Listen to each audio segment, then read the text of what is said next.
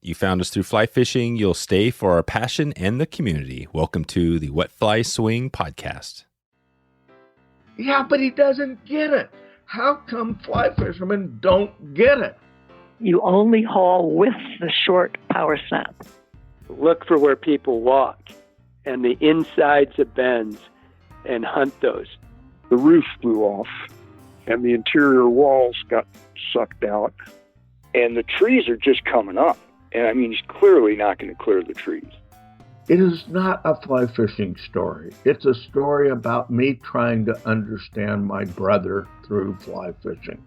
Welcome to the Wet Fly Swing Fly Fishing Show, where you discover tips, tricks, and tools from the leading names in fly fishing today. Quick word from our sponsor. Stonefly Nets is producing some of the sweetest custom nets you'll see on the market right now. Find out what everyone is talking about and take a look at some of these super classic wood nets right now. You can head over to wetflyswing.com/stonefly to get your custom net today. That's wetflyswing.com/stonefly, STONEFLY, to get started right now. We've been waiting for you. Follow our guests, follow us on Instagram, and share this episode and the love if you enjoy this podcast. And we are live in 3, 2, 1. How you doing, Kelly? Doing awesome. Thanks for having me on the podcast, Dave.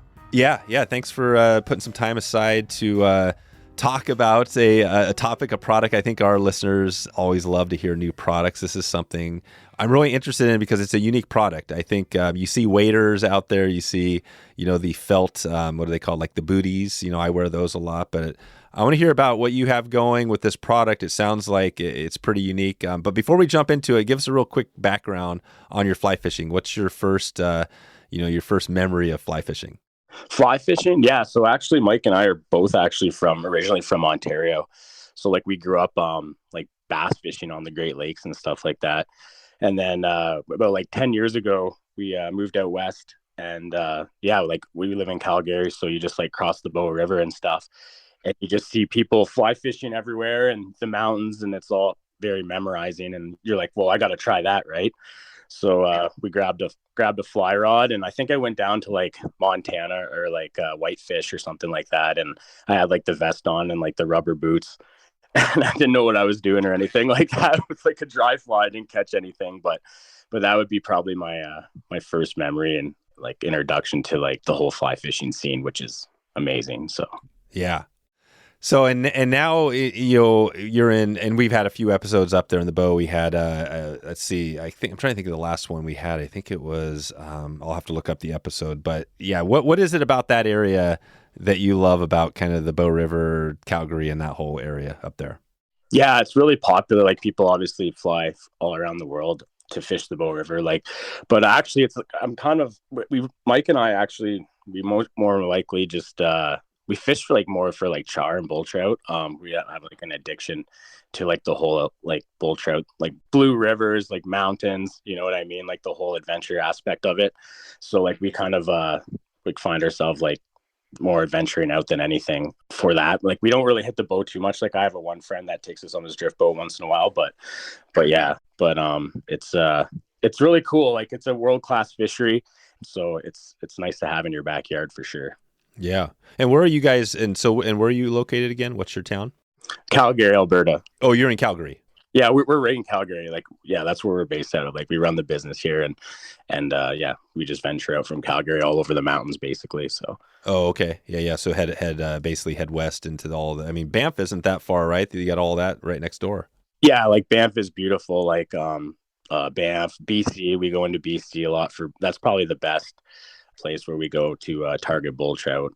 Just less crowds and just crazy. You can just drop a pin anywhere and you'll be the only one on the river. So it's just it's amazing. And if you're not catching fish, it's awesome because it's just it's so beautiful.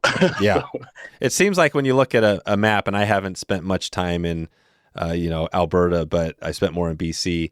But it seems like it's pretty similar, right? You got the mountains. Yeah. Is it just that there's more of a Calgary, more of a eastern slope where it's more of a not as wet, I guess?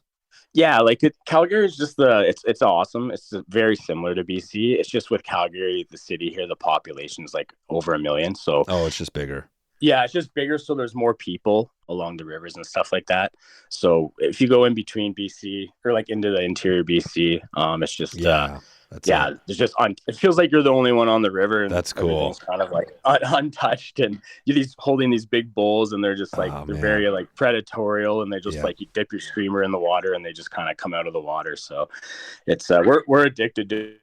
Basically, we go for bull trout more than anything, and same with like alpine lakes. Like there's so many, right? You can just drop a pin on a lake or look up, do your research, and you'll be like go camp up there for 2 or 3 days, and just have a great time. It just feels like you're almost like in a like a portrait or something like that. So right. Well, that's the cool thing about Canada is that it's just there's just fewer people. I mean, you mentioned Calgary, to you.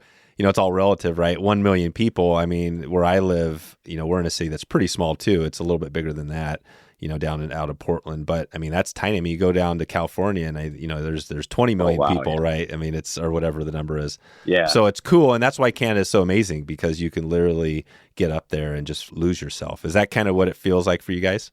Oh, 100%. You just like, I have had friends like fly in this year. I've took them fishing, and they're just like memorized. They're like, this is insane. Like, you guys will just drive like 2-3 hours, like nothing, or 4 hours just to go for bull trout. But they kind of see why once we get out there. You're in no man's land, no reception. And it's just amazing. Like the whole feeling you get.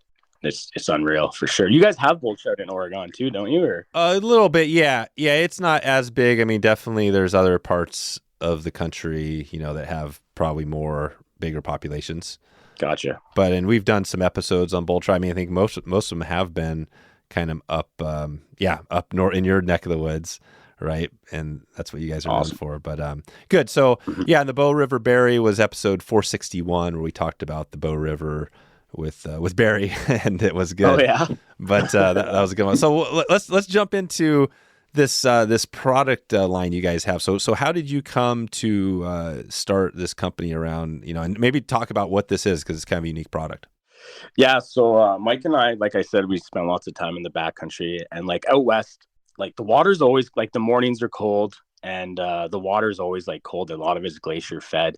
And we hated wearing waders a lot, because like it's just expensive, and like they would be like leaking a lot, and you just, you know what I mean? You go through the bush once and it's just like Swiss cheese there, and heavy, because like we obviously do like the backpacking and the bull trout, like I just mentioned. So basically, we just hated wearing waders, and we noticed that we'd watch YouTube videos like in New Zealand, and like New Zealand and on the flats, when guys were like out in the saltwater and stuff, and they're always just wearing like their compression pants, like just regular, like, like gym pants. And I'm like, man, that looks like a great idea. You get a little more warmth and a little more protection out there. So we started trying it, because we never really liked wearing the dry pants too much and stuff like that, the khakis and stuff, because we were always like cold in the morning, right, and stuff like that. So basically we were wearing them just like our gym clothes, and we were just kind of copying them on YouTube. And then during COVID, we're like, what's a better material that like we could wear that even keep us more warm, like in the mornings, and like, or during the night, like evenings, later fishing and stuff like that. So basically we just got some neoprene leggings, and we started like wearing those like online. So we started wearing those, and we're like, these are awesome. Like there's neoprene in wading socks, there's neoprene, in waders. Like why not neoprene, like compression pants, basically. So we started like turning ideas, and during COVID, and got pretty bored, and we're like, man, I think this would work like in the fishing industry. Like, why wouldn't it? And not only that, like you can put cool designs on them. You know what I mean? Like sublimation designs and stuff like that. Like it's definitely a unique look and like a sporty look. But we took Mike's, like he had a wedding and his wedding money. And we basically just went for it, and we started working really hard on like designing, like making it better, like adding pockets, adding a nylon layer for like, and stuff like that, so you can perspirate sweat a little bit better, and making cool designs. And then we basically launched it a year and a half ago, and man, it's really taken off. It's been pretty crazy. Like it's definitely popular in Europe, like New Zealand and stuff. Like we have a dealer in New Zealand, but the whole concept of it, that's how it all kind of came together, actually. And Like if you're an adventurer, like, and not only that, they work really good, like for steel headers, like under your waders as well, because you know how you like your feet are planted in the winter, like in the water for prolonged periods of time, and your legs are just frozen. That extra little 1 millimeter or 2 millimeter of neoprene really, like, guys, always message us being like, I can last way more longer in the river than like my friend. He always like gets out or whatever. So Smitty's Fly Box, delivering monthly flies, fly materials, and accessories each month with their Smitty's subscription fly box. Smitty's has been producing high-quality flies and materials for over 30 years, so now it's time to take the guesswork out of fly time materials and patterns. You can support this podcast right now and get a great selection of flies and fly time materials right now at Smitty's Fly Box. That's Smitty's, SMITTYS, Smitty'sFlybox.com. I'm just curious on this because, I've done a lot of winter steelhead fishing, and I just found something that's been, I always wear long johns, whatever you want to call them. They're just, they can be wool, synthetic. Yeah. And so that's what I got recently. For years, I started out with one type, but I've been buying some cheaper stuff. But just last year, I think, or a year or two ago, I bought a pair of smart wool. And it was like, damn, I've put those things on, and I mean, it's hard to take them off. They're so comfortable. So that's a nice layer. But is the smart wool, as far as warmth, is it similar to what what does the neoprene offer like that, compared to say a smart wool? Yeah, it kind of just keeps your your heat in, obviously. Just that extra thick layer, kind of like that layer, and with your wader and like the neoprene, just really keeps that warmth trapped inside in your legs in the water. So obviously hiking with neoprene underneath, depending how cold it is, can be pretty warm for sure. But yeah, it's just a great versatile pant to have, really, like to have like on board, to have like in your gear, because you can wear them under your waders. You can, if you want to, just roll them in your bag. And then if it gets cold or the rain or something like that, it's so easy to pack in. You can just roll them out and basically just put them on, and you're good. You can I've had guys message us, be like, yeah, that your pants saved us from like a rainstorm, or like, what I mean? It got so cold overnight, we slept in them for like 2 days or whatever. So yeah, it's just like a unique product. And the way we market it too is like very unique compared to like a lot of the big brands and stuff like that, like kind of like sporty and adventure and stuff like that. Oh, right. Right. Gotcha. So the perfect person that would be wearing these, obviously you can see the benefit if you're up in a cold waters and you don't want to bring a pair of waders, you're hiking, and instead of doing a, kind of like what I would do is, and I've been doing this quite a bit, is, those booties, I think everybody has them, the Sims booties or whatever, you put them on, and they're supposed to kind of go over, you put them on your feet, and then you wade wet, right? And then you fold the neoprene thing over your laces. But what I've been doing is the rock guards. So instead of doing that, what I've been doing is pulling them up to my knees. So essentially I have it right. Yeah. And I've been doing that. So is that essentially what you guys make? Just a full leg thing of that? Ours is just a full leg thing of it. We actually right now are making the ones with the rock guards as well. But yeah, ours is like a full pant, and we have different thicknesses. And we also do regular leggings, like UV leggings, right? Like for the flats and stuff like that. But yeah, it's a full pant. And then we have full pant. Yeah, like it's just the full, like what you just basically said, except your upper legs are going to be covered. Yeah, everything. And we actually, like everything's covered. Like obviously we made the concept with, cold water and out in the mountains because there's no humidity like out east. But guys have been even buying them for like in the Ozarks and stuff like that, because just for the bug protection, right, the bugs, The bugs are bad out there, but they don't really want to wear waders because they're sweating buckets in their waders, and the bugs are getting through their khakis and stuff like that. So they're just wearing them. They're getting the thin ones, like the 1.1 millimeter ones, and they're just eating them up, like out east too, like Ontario, the Great Lakes. I'm like, holy man, they're going to be pretty hot out there wearing those.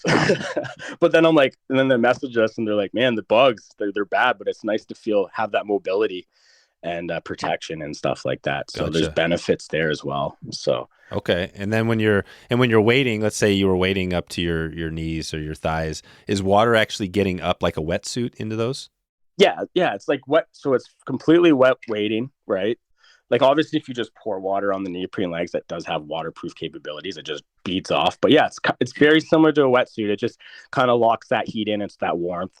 But like, yeah, if you don't like wet wading and getting wet, then skins probably definitely are not your thing. But if you like feeling mobile like having that mobility, and that it gives you a little extra energy out in the backcountry on your adventures, or like, you know what I mean? It's just, it's great to, they're great to have. Like we barely wear waders until like the winter, now, between the regular leggings and, the neoprene ones. So yeah, I think it has a place in fly fishing for sure. So we're really excited because we're the only ones doing it right now. So right. so yeah, man, it's been good. I'll have to send you some. Yeah, definitely. No, I'm looking at it. I always think of the interesting thing. It's kind of like the guy thing, you know, the gals, right? You see these all the time, the spandex or whatever they're wearing around town. You know, with the guy, you got the, you know, you're wearing, you got your package hanging out, right? That's one of those things where we wear shorts. You got your shorts, right? You wear your shorts, and then you also have like a pocket. So you see that with the ladies out there too. They have that little pocket in the right. It looks like you guys have something like that too in those. Yeah, we got pockets on each side, actually dual pockets, so you can put like a, you know, like some tippet in there, or like your fishing license. But yeah, we were like, us guys, we've seen some guys out there just, you know. Yeah, they're full on, they're badass. You know, the bonds out there, but right. But we wear shorts. We sell shorts too, so yeah. We wear the shorts, the whole kind of look that way, but that's funny. Well, the cool thing is about it too is that not only is it I can see the benefit here, because obviously waders are great for certain things, but yeah, in the summertime, if you're hiking especially a lot, you're going to get hot, and then if you pack them up, if you're doing like a backcountry multi-day trip, now you got to carry all that weight. So this basically allows you can hike in with them. They're light, they keep it, and also the UV, right? They keep the UV off. So I mean, I love wearing shorts, but the more you go, you realize the more that UV, you got to protect yourself. So exactly, and they're light. How much do they weigh? How much is like a 1.5? My brother's kind of like the business side. He knows the exact. It's on my website. It's very light, like very light. We've done a couple of podcast episodes recently with like backcountry hiking and some folks, and we talking about weight, and they were talking down like ounces. Yeah, I mean, this is probably a market you guys are already thinking about, but for sure, people that are in that market, definitely weight is a huge thing, and you know, it's huge. Yeah, like every week we get an email like, what exactly do these weigh? Because like people are doing, like we just had friends that actually just flew in and they went and hiked up to Fortress Lake, and like that's like 25K like one way, right? Like like up, and like their packs, like, you know, they got to have them as light as possible so they have energy to where they need to go.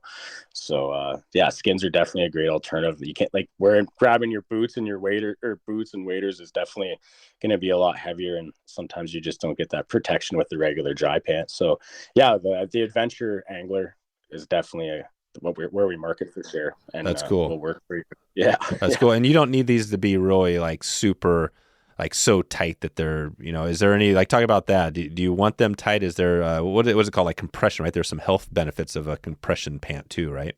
Yeah, you got it. Yeah. Like a lot of, like you just said. So lots of guys, even that have like knees and stuff like that, or like knee issues or stuff, it kind of gives that compression fit and that little extra, you know, like support, I guess you could say, for your knees and your joints. So you just put it on and you just kind of, you feel bulletproof, like out there, and you feel comfortable and you feel like you can move, like the mobility. So like I said, you're eating it up for sure. Like they've wore it for years, I think, just regular ones, and we put a brand on it and made it better. But like here, it's always been the same, like, you know, Montana and like, you know, the States, a lot of the same big brands wearing the same thing for a long time, right? So this is kind of new. So we've been slowly selling it like on this side of the pond. So it's slowly just kind of massaging it in there. You know what I mean? Like, I'm sure lots of people just show up like, what's that? You know what I mean?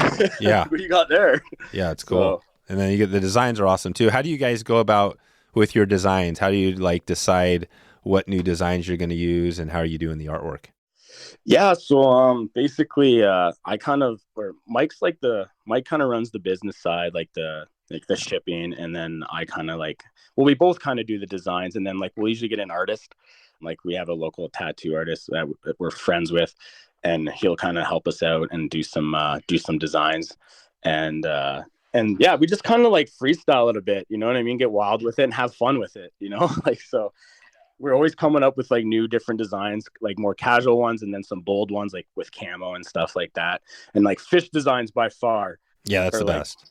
Oh yeah. People just that is the top sellers if it has a fish design for sure. Yeah. So I'm trying to think. I think there are a few other people, well, maybe not up in Canada, but down here doing something similar, and it's probably a little bit different, but I can't remember his name, but there's a guy I see at the shows that has a design. He's got like these fish designs, and I don't know if it's like neoprene. I think his is more like polyester. Yeah, I think it's something like you'd use for the sun sort of thing. But he does do the designs. I've talked to him before, and he's like, yeah, the fish. He's got these. Just the whole thing is like a giant fish.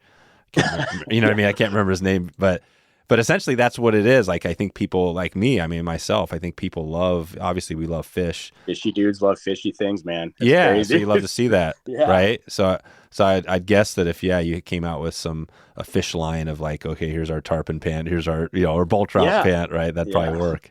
Like the scaled, or even like the scaled. I think that's what I got. I actually bought a pair from him for my lady, and then it was tarpon scales. No way, that's awesome. Yeah, it was tarpon scales, and anyways, if I think of his name, I'll throw in the show notes. But the point is that I think you're on the right track. Like people just love like, okay, I could wear a black neoprene thing, or I can have something cool that actually looks sweet. Yeah, kind of represents like your hobby and stuff like that. Yeah, definitely. We have like a char pant that's actually like a char design on the legging and stuff like that. It's cool. Yeah, like we're so like nervous like with what designs would work, and definitely the fishy guys like fishy things, like I said. So for sure. That's right. Good. Nice. So, and now how long is this brand? When did you guys launch this thing? We launched it May of last year. So it's been like a year and a half. So we're just slowly, we're just growing organically, doing it basically out of our garages right now. That's awesome. Yeah, we're just doing it out of our garages and just grinding away. And so it's been a year and a half in, and we're growing already. So we got lots of new products already in the pipeline. We just kind of put everything back into it right now, and just kind of we got all sorts of ideas. Like we got waterproof bags coming out. We're gonna do, and we're really like looking to target like the salt scene when the winter comes, and like also obviously like I said, we have a dealer in New Zealand. So like this right now when we go into winter, they go into summer. So we kind of try to market. It's a smart marketing thing to do that. So like we have a dealer there, like Mike Kirkpatrick from New Zealand. Some people might know on the podcast. So he's actually our dealer there. But yeah, so the saltwater scene is huge for us too, like with regular leggings. So we're going to keep trying to work on that. And yeah, so about a year and a half in. Wow. Grinding away. Yeah. And so and you were saying like Europe, New Zealand, and that other part of the world. So people are already you see a lot more of this over there? Yeah, like like I said, they're already doing it. So it's really working over there. Like we're talking to some people right now in the UK and in Scandinavia. So like, it's just, I don't know. It's just the style, I guess. Like they've always kind of done it whether it's just sports pants, but we're the first ones, like I said, to make it fishy and market strictly basically on fishing and make it better, like with the materials and stuff like that. But yeah, like, so we're just slowly working over there and trying to expand the brand and lots of people like, or taking notice, like the messaging us and emailing us, rooting us on kind of. I don't think there's many Canadian brands really. I'm finding out. Do you know many many that are doing this or no, or like just bigger, like, or like wading clothing or stuff. Oh, wading stuff. Yeah. I don't know of many. I think it's no, I can't think of any wader brands. I'm sure there's probably some. I mean, I know we worked with a lot like reels, I mean, there's definitely rods, there's lots of that. I'm not sure about fly lines, but yeah, I haven't heard much on the wader scene. Mm-hmm. Yeah, the wading scene. So like even, like locals just even, or like they like that and stuff that we're Canadian and stuff. So yeah. What I definitely love about it, it's like, my US, friends and people listening are probably gonna laugh at this, but I mean definitely I feel like it's kind of we're the same country, you know what I mean? It's like a small border. It's US, Canada. I mean there's some difference in politics or whatever, who knows, but who knows? I mean it's essentially the same thing. The only biggest difference is like we said at the start, there's just a lot fewer people in Canada, and that goes with everything. So the audience, everything's smaller and less, which is good in a lot of ways, right? It's good for a number of reasons, but I feel like that's it, because I mean, some of my best friends, like I said, are in Canada. I think there's like a lot of great minds, people up there that they're super smart. And so it never surprises me when I see a new product come out of Canada. Yeah, cool. That is, kind of new. It's just because I feel like, you guys are on it. So, but yeah, this is cool. So what else do we need to know about this product? It seems like it's pretty straightforward. It's easy to test. We'll talk about the prices a little bit. Is this pretty standard, like everything about the same price range? Yeah, so like we're around like the $135 Canadian, which is about 100, which is just under $100 US. So like, it's yeah. Yeah, so $100 US. So we get lots of sales in the US probably just because of that, right? So yeah, I feel like it's reasonably priced. Like for the fly industry, like it's, a lot of stuff's pretty expensive. So we're always probably going to keep it that way, like just kind of keep it affordable, because that's the whole reason why, like I said earlier, like like waiters and all that stuff, it was expensive constantly doing it and every year and stuff. So we were just kind of always balling on a budget, and so like just kind of keep that price point low for the people. Yeah. So definitely. Yeah. Today's episode is sponsored by Chota Outdoor, legendary comfort and equipment you can trust. Chota insists on the finest material and craftsmanship to assure you have the highest standards of quality. You'll feel in control of the elements in your Chota gear. Every product is solidly backed with a no-nonsense warranty against defects. And I have a family connection to Chota over the years. Back in the shop, the old shop, my dad carried Chota, and he wore those proudly with confidence. And now I'm carrying on that tradition, supporting Chota. And I'm very excited about the new products coming out this year and working with Chota in 2023. I'm pretty rough on my gear and find myself putting a lot of miles on that gear and being pretty rough on it. So it's good to know that the Chota gear is durable, is bomber, and I don't have to worry about it. And even on those long trips, if you have a blowout, it's not going to be a good situation. So I'm excited to keep digging into this year.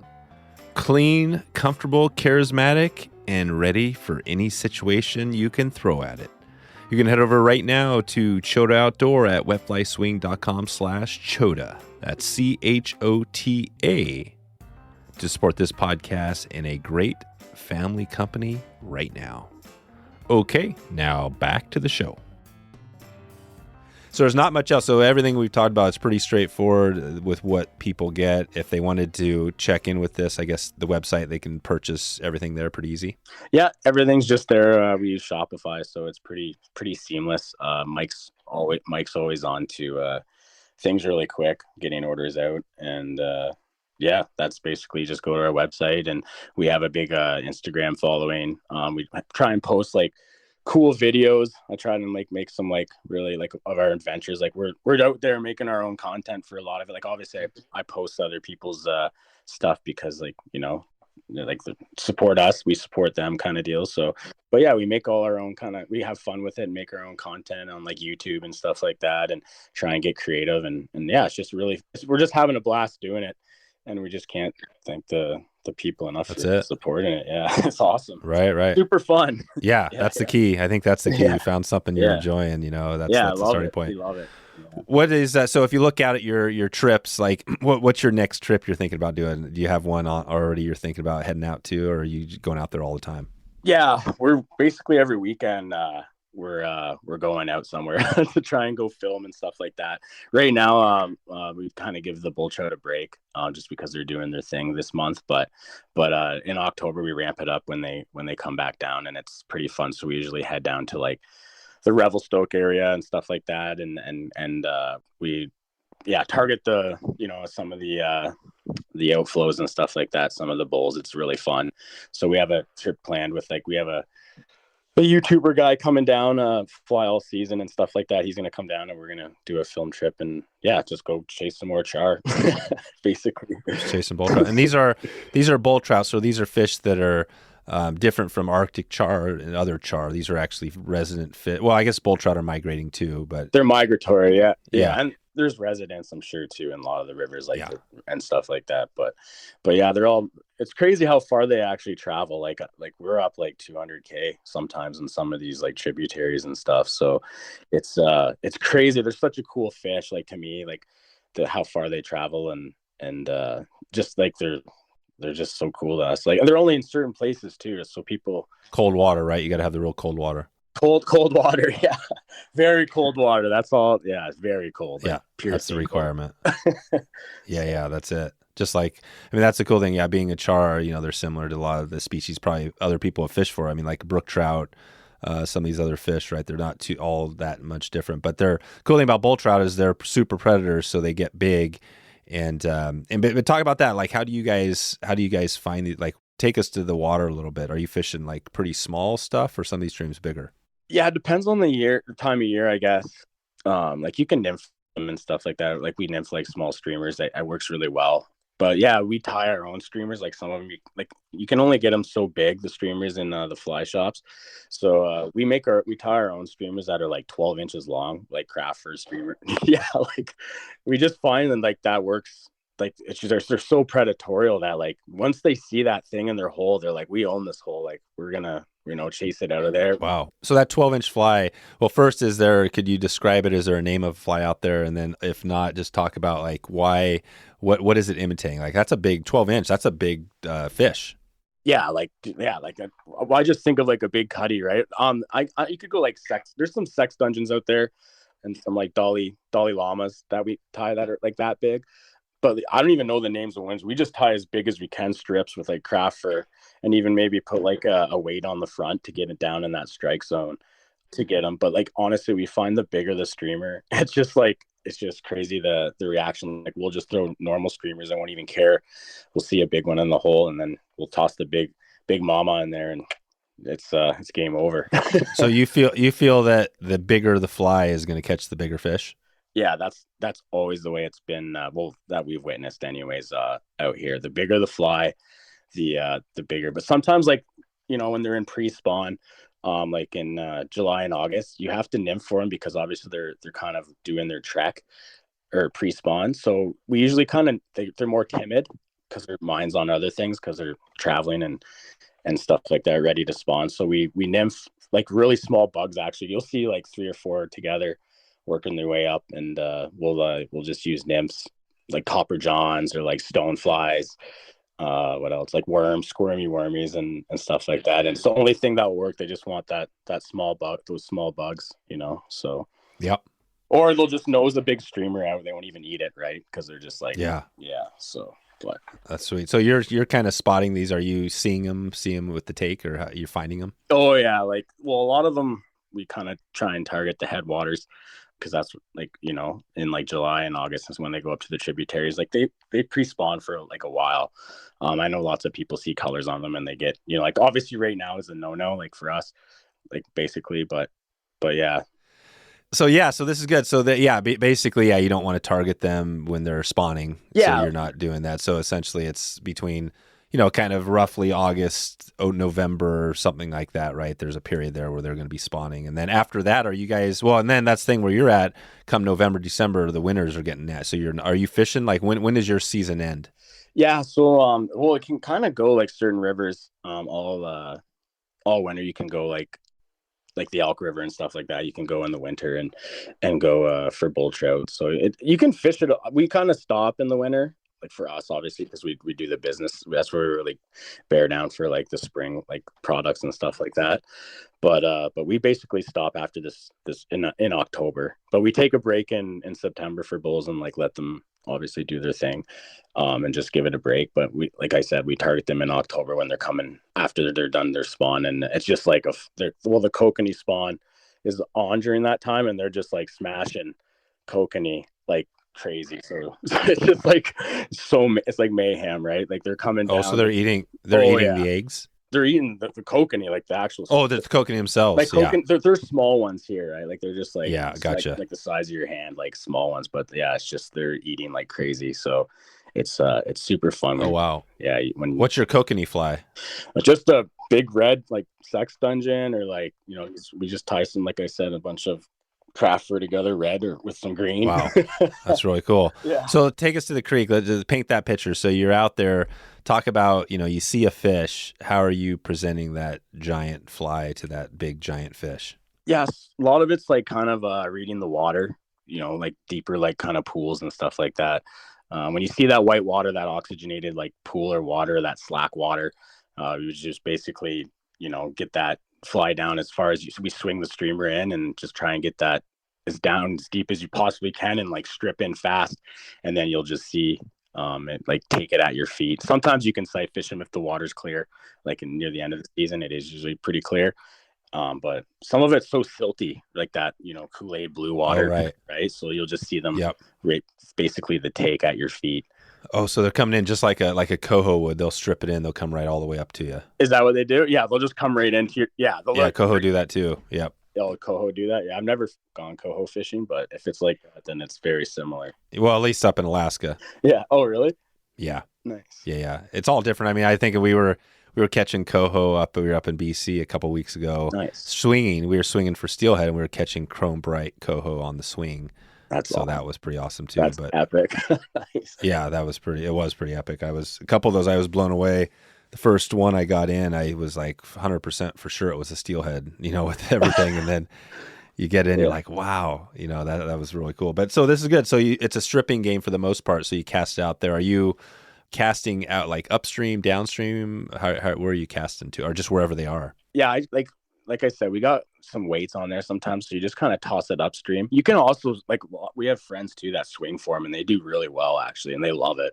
They just swing for, like, some of the rivers are really big, so they swing just like, wet flies and stuff like that. But yeah, for us, we just throw the big streamer in there, like upstream, and then we just kind of strip it in as fast as possible. Get it deep, let it sink for a bit, and then strip it in as fast, and give it like little jerks and stuff like that, and it just kind of turns them on, and it's super fun. Yeah, like they're so predatorial and right. Such a fun fish for us.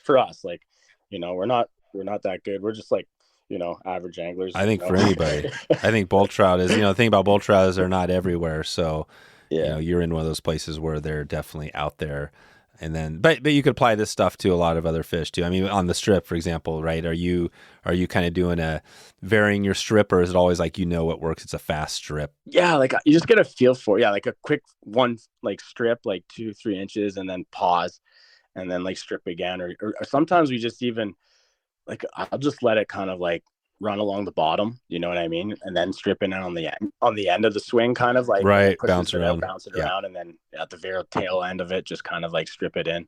So, but like I said, like we're just, like average anglers, maybe below average with high adventure. Yeah. Well, hey, it's working. If you're catching, what's the biggest bull trout you've caught? Oh man, the biggest one I caught was, I think it was 30 for me. It was 36 inches. A 36. Yeah, there you go. So that's a giant. So that's a crazy. So that's like a probably a teens, whatever it is, right? Like a 13-pound fish or something like that. Yeah. Oh man, you could barely hold it out of the net. Like you could barely even lift it. Your arms get tired. Like you're just doing bicep curls there. So wow. So what did that fish eat? That one took a white streamer, like a craft fur streamer, like just one of the ones that we tie. I'll have to do a video or something on some of the streamers that we tie and put it on my YouTube. Yeah, if you do a video, definitely let us know. We'll throw it in the show notes of this podcast. Yeah, for sure. I'll have to do one up, kind of, and maybe can help some anglers out there and stuff. So, yeah. Today's episode is sponsored by Eastern Idaho's Yellowstone Teton Territory, Idaho's most renowned zone for fly fishing, from the Henry's Fork to the South Fork of the Snake, and all the high alpine lakes and streams in between. Yellowstone Teton Territory provides anglers and other outdoor enthusiasts with all the information they need to plan their next big trip. You can visit wetflyswing.com/Teton right now to get the full list of outfitters, lodges, fly shops, and all kinds of inspiration to get you started on your next trip to Eastern Idaho. That's Teton, Teton, wetflyswing.com/Teton.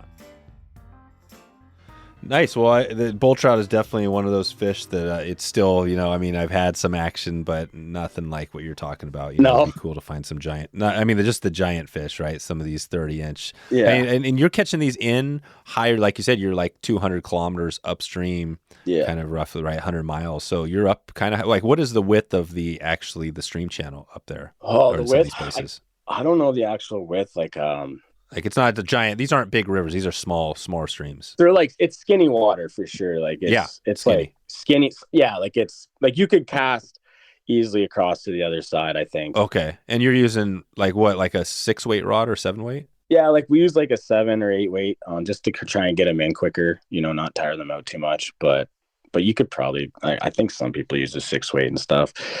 But yeah, probably a 7 or 8 weight will do pretty good. Yeah. Gotcha. Cool. Well, what do you guys have planned? So as you look out, you've got a year under your belt now. It sounds like you guys have some momentum going. How are you, what's your plan to continue doubling down and getting the word out about these backcountry skins?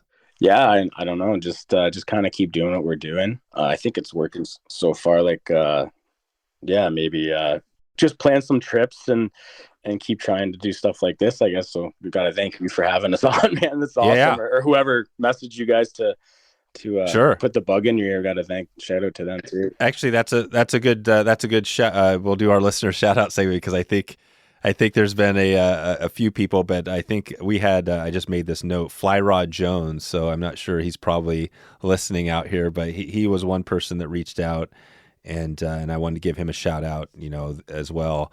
But that's part of the cool thing about this is that with this podcast, anybody listening now, if they want to get an episode together or a guest, I put that out for them because I want to hear from our listeners. So if anybody's out there, they can email me anytime, and because that's part of this thing. You guys are this. Awesome. You're not a gigantic business, but I think it's really cool because you're the backbone, really, of the fly fishing industry. The small companies. Yeah, like we're just two regular weekend warriors, basically that just came up with what we thought was a cool idea, and it kind of it's working so much. And I think people kind of like that, like the small brands and the businesses, they get behind that. And so all the support's been amazing. I can't thank people that are supporting us. Yeah, we just got big hearts, so we love it. And we'll just keep trucking along, and we'll just keep doing videos. And yeah. Is that the main thing you guys are focusing on? The videos? You're not like doing the blogging? Is the videos where you're kind of putting your effort into? Yeah, like I spend a lot of my time learning editing during the COVID for this to basically get like a higher quality make edits to get people pumped up.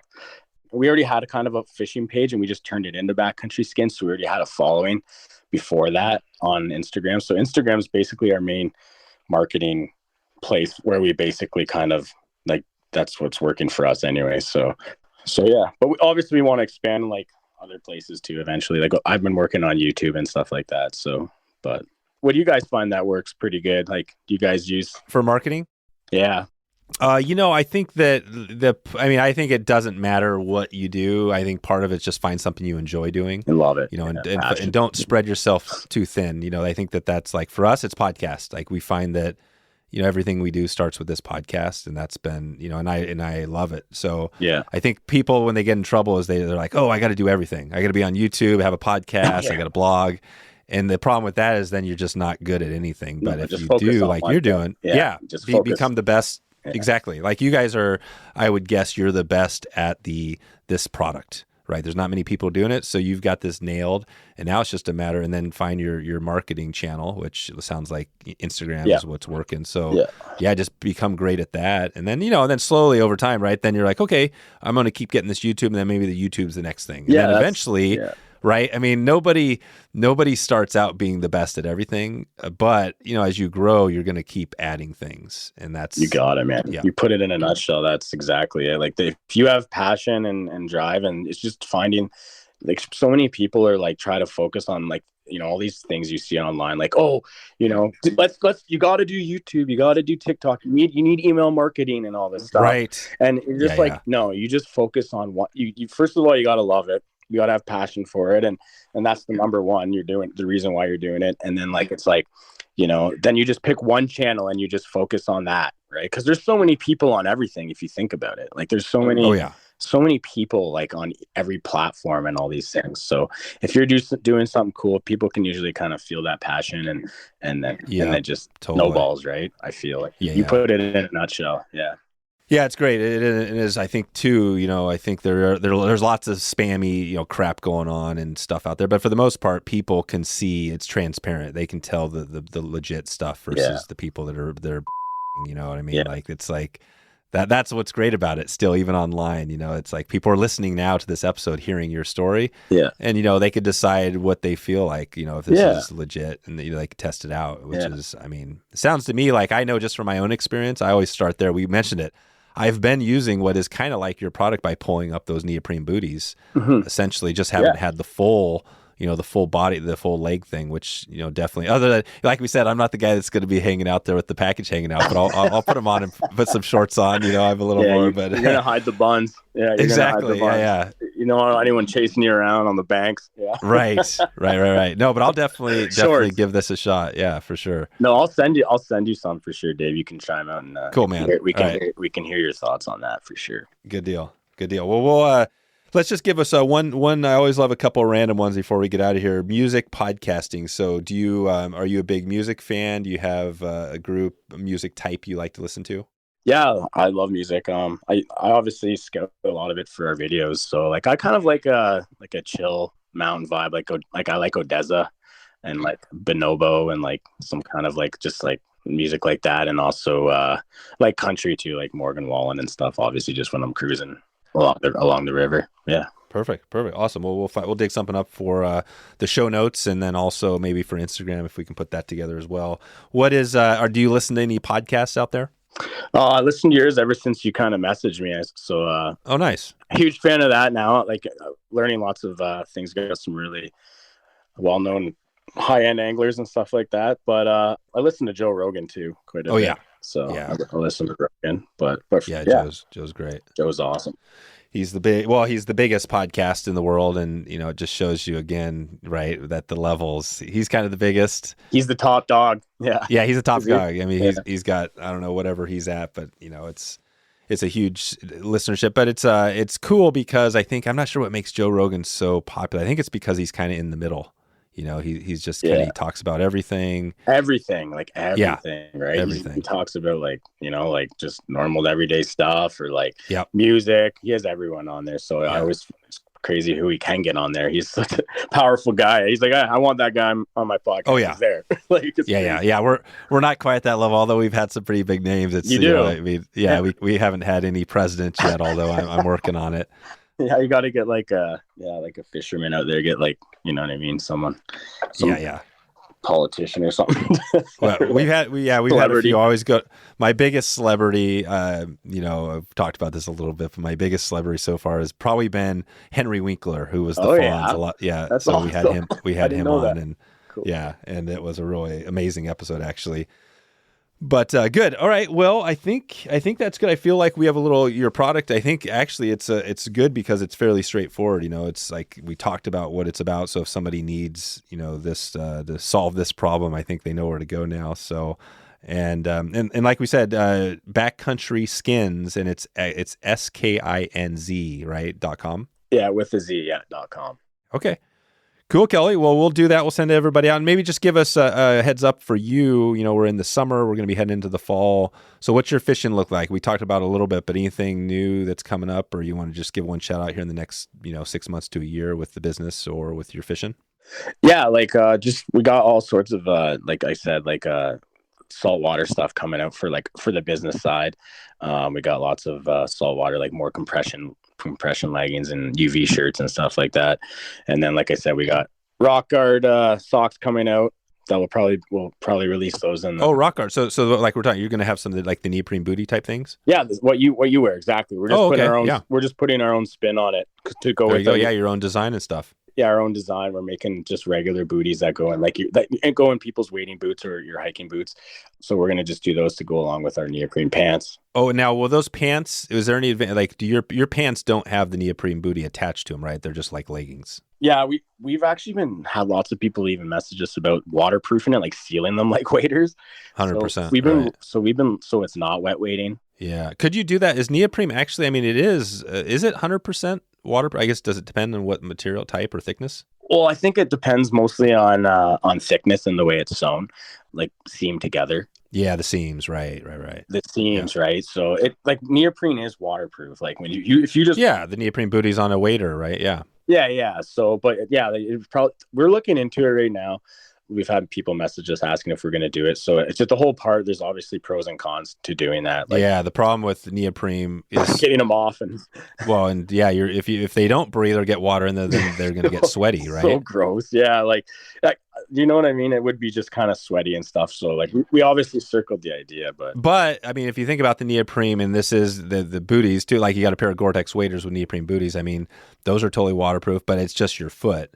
Yeah. And for the most part, you know, when you do wear waders though, I mean, I've done this, right? When you're hiking a lot and yeah, your feet are sweaty and nasty. It's definitely, you know, that would be the rest of you, that'd be your whole legs. So yeah, it'd be like just pouring sweat, right? Like a lot of the huge thing too is like the safety, right? Like people are like, some people are always worried about like going under with waders and stuff like that. I guess you know what I mean? Like, that's true. They're like, so that's why a lot of people, it makes them feel comfortable when they're on their like fish cat or floating around. But like with the sealed, like, you know what I mean? I guess probably no water would still get in there. I guess you would kind of be dry. Like you could probably use them maybe in the winter, but there's a lot of cons to it, right? And it's hard to do. Like we were talking to our manufacturer. It's hard to do and expensive, right? Yeah, like expensive. No one's done it, but expensive. Yeah, I think like you said, it seems like you guys have this product that's pretty straightforward. It sounds like it's probably easy to get out there. Yeah, you know, maybe that's at a later point you get some. But again, I think like the waders, the objection of like, hey, I'm afraid. And I understand that one, but I mean, as long as you have a belt that's tight around your waist, I've been swimming in waders before plenty of times. Oh yeah,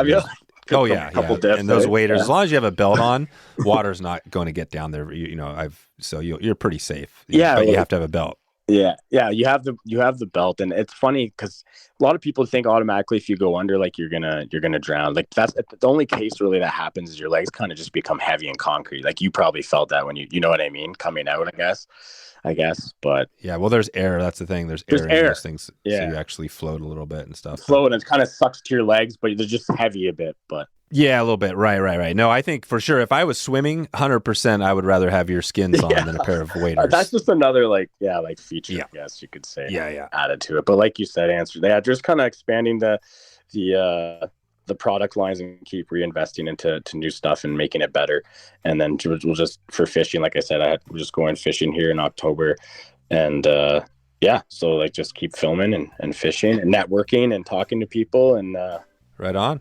Having a blast, man. All right, Kelly. Well, it's been good checking in. We'll send everybody out to, like we said, backcountryskins.com. And it's exciting to hear what you guys have going early on. Maybe we'll check back with you here in a year or so and see how it's going. And but thanks for taking the time today, and we'll look forward to staying in touch. Yeah, let's stay in touch, and I really appreciate you having me on here. Thank you so much. That is a wrap. You can grab all of the show notes at wetflyswing.com. And please follow us on Instagram and share this episode out with someone you love. Please send me an email, dave@wetflyswing.com, if you have any feedback or want us to put together an episode on this podcast for you. Check in anytime. I hope you enjoyed this podcast and would love to meet up with you on the water. We have new fly fishing schools going all year long and all around the country. So if you want to connect, let's do it right now. All right, time to get out of here. I hope you have a great evening. I hope you have a great morning or great afternoon wherever in the world you are. And I appreciate you for stopping by and checking out the show today. We'll talk to you soon. Thanks for listening to the Wet Fly Swing Fly Fishing Show. For notes and links from this episode, visit wetflyswing.com.